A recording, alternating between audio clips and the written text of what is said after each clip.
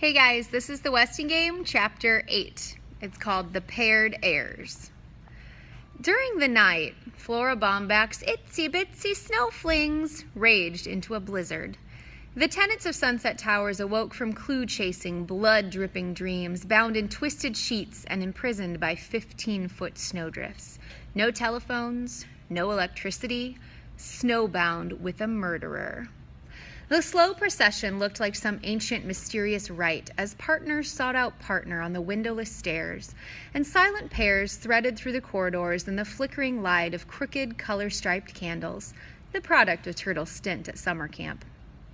"These handmade candles are both practical and romantic," she said, peddling her wares from apartment door to frighten tenants at 7 in the morning. "Oh, it's only Turtle. And the colored stripes tell time, which is very handy if your electric clock stopped. Each stripe burns exactly 1/2 hour, more or less. 12 stripes, 6 hours. How much? Not wishing to take advantage of the emergency, I have reduced the price to only $5 each." Outrageous! Even more so when the electricity came on 2 hours after her last sale. "Sorry, no refunds," Turtle said. No matter. What was $5 to heirs of an estate worth $200 million? Clues, they had to work on those clues. Behind closed doors. Whisper, someone may be listening. Not all the heirs were huddled in plotting, puzzle-solving pairs. Jake Wexler had retreated to his office after a long and loud argument with his wife. He sure could have used half of that $10,000, but he wouldn't admit it. Not to her. The forfeited money upset her more than the murder of her uncle, if he was her uncle. 5 floors above, Jake's partner stood before the restaurant's front window, staring at the froth on the angry lake. And beyond. No one had bothered to tell Madam Who about the Westing Game. Other players were snowbound elsewhere. Denton Deer in the hospital, Sandy at home.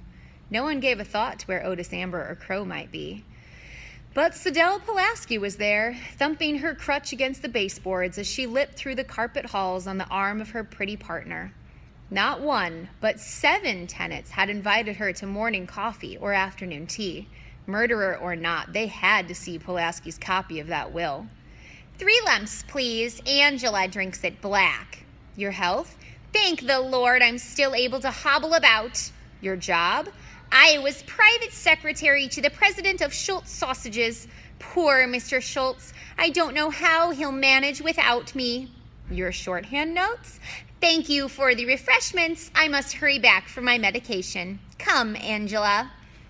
One heir had not invited them in, but that didn't stop Sadell Pulaski from barging into apartment 2D. Hi, Chris. Just thought we'd pop in to see how you're doing. Don't be scared. I'm not the murderer. Angela is not the murderer, and we don't think you are the murderer. Mind if I sit down? The secretary toppled into a chair next to the invalid before he could reply.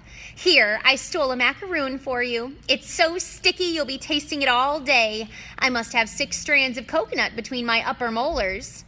Chris took the cookie. Just look at that smile. It could break your heart. Angela wished her partner had not said that. It seemed so insensitive, so crude. But at least Sadell was talking to him, which was more than she was able to do. Angela, the fortunate one, standing like a dummy. I know Denton wants to work on the clues with you. He's snowbound too. You very pretty. How did pretty come out? He meant to say nice. Chris bent his curly head over the geography book in his lap. She wasn't laughing at him. It was all right to ask her because she was going to marry his partner. What are grains? Angela did not understand. Chris fanned the pages of the book to a picture of a wheat field. Grains. Oh, grains. You want to know the names of some grains. Let's see. There's wheat, rye, corn, barley, oats. Oats! Angela thought the boy was going into a fit, but he was only repeating her last word. Oats. Sadell was puffing her warm breath on the window and wiping a frosted area clean with her sleeve. There, now you'll be able to watch the birds again. Anything else we can do for you, young man? Chris nodded. Read me shorthand notes. The pretty lady and the funny lady moved quickly out the door. One limped, but it was a pretended limp. he could tell, not like the limper on the Westinghouse lawn. Oats. Chris closed his eyes to picture the clues. 4, plain, grain, shed.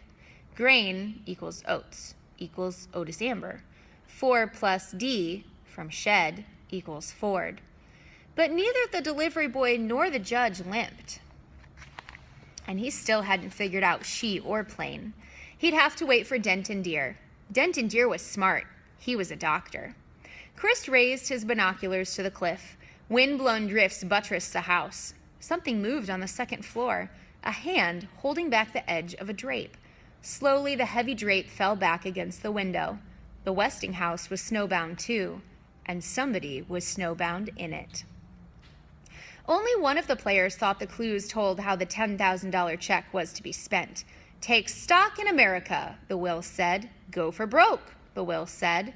In the stock market, Turtle said, and whoever makes the most money wins it all, the whole $200 million. Their clues? C, Mountain, AM, O, stood for symbols of 3 corporations listed on the stock exchange.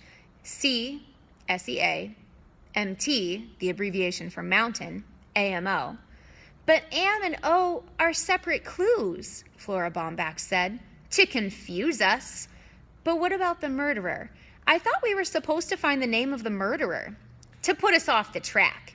If the police suspected murder, she'd be in jail by now. Her fingerprints were over everything in the Westinghouse, including the corpse. You don't really think one of us could have killed a living, breathing human being in cold blood, do you, Mrs. Baumbach? Do you? Turtle did, but the dressmaker was a cream puff. Don't you look at me like that, Turtle Wexler. You know very well I could never think such a thing. I must have misunderstood. Oh my, I just wish Miss Pulaski had shown us her copy of the will. Turtle returned to her calculations, multiplying numbers of shares times price, adding a broker's commission, trying to total the sums to the $10,000 they had to spend. Flora Baumbach may have been wrong about the murder, but she was not convinced of Turtle's plan. What about Buy Westing Paper Products? I'm sure that was in the will. Great, Turtle exclaimed. We'll do just that. We'll add WPP to the list of stocks we're going to buy. Flora Baumbach had watched enough television commercials to know that Buy Westing Paper Products meant that as soon as she could get to market, she'd buy all the Westing products on the shelf. Still, it felt good to have a child around again. She'd play along gladly. You know, Turtle, you may be right about putting our money in the stock market. I remember the will said, "May God thy gold refine." That must be from the Bible. Shakespeare, Turtle replied. All quotations were either from the Bible